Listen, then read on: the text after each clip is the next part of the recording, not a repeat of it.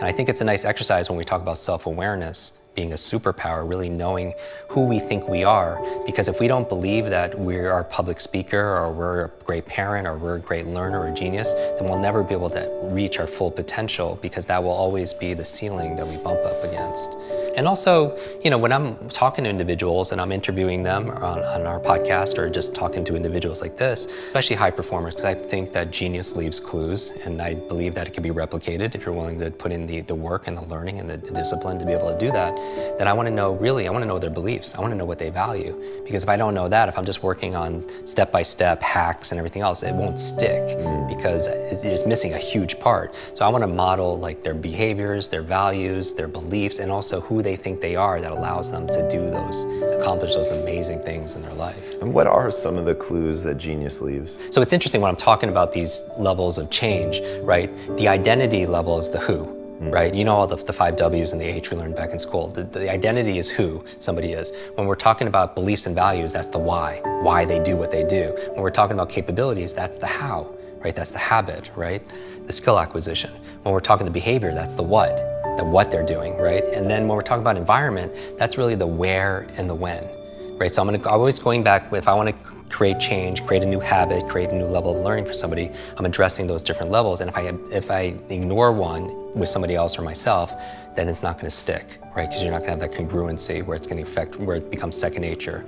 And so going back to this, I think if I'm modeling genius and genius leaves clues, I'm thinking about, okay, where are they and when are they doing these things? So certain people are early birds, some people are night owls. So I could teach people, like I teach people how to read 1 book a week. I really think leaders are readers, that in order to stay competitive in today's day and age, if somebody has decades of experience and they put it into a book, and you can sit down and read that in a few days, download decades into days, I mean, I'm preaching to the choir for everyone who's watching, but that's a superpower, right? That's a huge advantage. And so I'm thinking about, but some people, when I'm telling them to practice, and I get these results in about 4 or 5 weeks, where it's permanent, where they can read 300% faster with the same or better comprehension. Essentially read something in 20 minutes that normally takes normal people an hour. Right. But the reason why, but you have to practice. But some people will practice at inopportune times of the day and they won't get the same results. So part of it is the self-awareness, knowing what they call your chronotype, when's the optimal time to do this. Depending on your body type, there's certain times of the day it's better to work out. There's better times of the day to be able to make love. There are better times of the day to be able to read, to check email, to ask for a raise.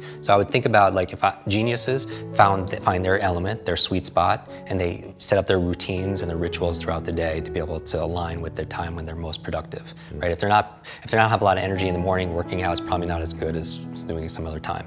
So the when and the where, and setting up your environment for success, because all your triggers are there that allow them. So I think geniuses set themselves up. So for example, they have their laptop, but they only use their laptop for work, and it's anchored, that's part of their environment, it's anchored to get them into flow states to be able to write or be productive.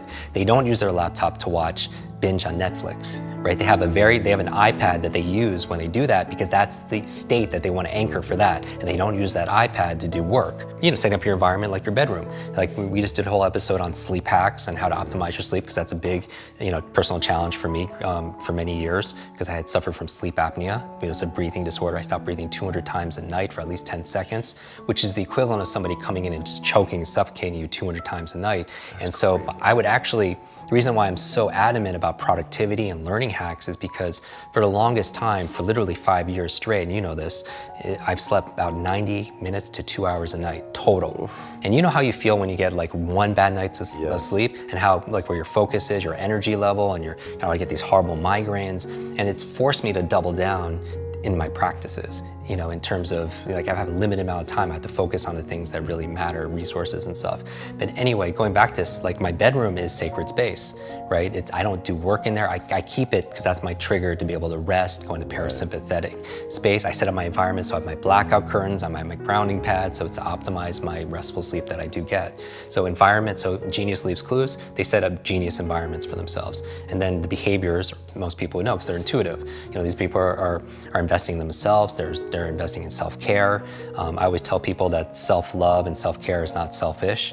A lot of people, they're there for their friends and their family and their clients and everybody else, but they're not refilling their cup. So I think that we have to be grow givers, meaning we grow so we have more to give to other people, so we have more impact with other individuals. So the behaviors are reading each day and putting together your to-do list, and I think having your not to-do list is so important. Having been sleep deprived for so many years, I think a lot of people, I'm super sensitized to it, but I think one of the success rituals people should have is just going through and keeping a consistent not to-do list. And I think the most successful genius level individuals, one of the clues that they leave is their not to-do list is bigger than their to-do list, right? They don't check their phone in the morning, they don't take in, everything is hell yes or it's hell no, right? That's their filter system. They don't, they say no to good, so they can say yes to great.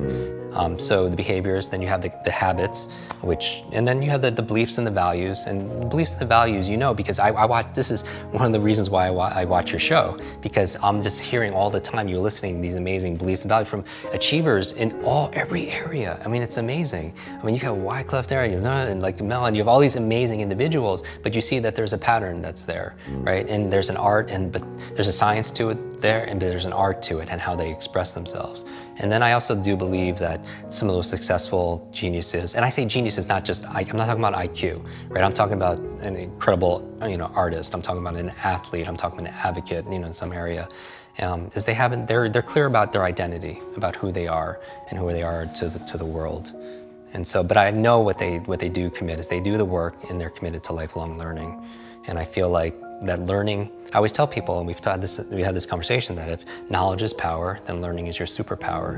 And I think it's a superpower that we all have. It's just we're not taught. Like recently we had Quincy Jones in our audience, and I had to pull him on stage, right? And I was just like, I have to ask you, We Are the World and Michael Jackson and Oprah, like, how'd you overcome these challenges, these problems that you had to be able to create this, this legacy? And he looked at me, he's like, Jim, I don't have any problems. I'm like, well, what do you mean? You're like, you're 84, you have no problems? And she's like, no, I have puzzles. And I was like, wow, like that little shift of vocabulary changed everything for me. Yeah, because puzzles are like riddles. You could solve them, right? There's answers for it. And it was a change of perspective. And that was the thing about growing up with superheroes, reading these comic books late at night when I was so impressionable, is for me, a superhero more than anything represents hope. Do you know what I mean? Oh, yes. That one person can make a difference. And a lot of superheroes go through a lot of challenges, right? When you think about the most popular superheroes, they're all orphans. Like Wonder Woman, Batman, Superman, Iron Man, Spider-Man, they all lost their parents, and they all through these big challenges, but through it, they found their dharma, they found their mission. And I find that if someone's watching this and they haven't found it quite yet, maybe I have a belief that their mission and that people's mission, their purpose, and their path is looking for them also. But most of us aren't sensitized to it, because it's coming in different forms and we're not open to it as much. And so my thing when it comes to success rituals and high performance and making an impact is that we all have that sovereignty, we all have that power. And whenever we put it out there and give it out to somebody else, like we're a thermometer, right? The metaphor I always talk about, it's like we're either thermometers or we're thermostats. And a thermometer, you think about the functionality of it, it just reflects what the environment is giving it, right? It just reflects the temperature and stuff. But a thermostat is different. It sets a standard, it sets a goal, it sets a vision, and the environment changes along with it. And I feel like our happiness, our joy, our level of fulfillment, our success is all dependent on where we put the locus of control. And I feel like we have more power than we realize in these cases. And it's hard because we have to fight media, we have to fight marketing that's always telling us about all the things that are going on in the world. But we live in an abundant universe, right? I mean, we talk about the matrix, which pill people are gonna take. And that determines everything. And every single morning, you determine what color pill you're gonna take.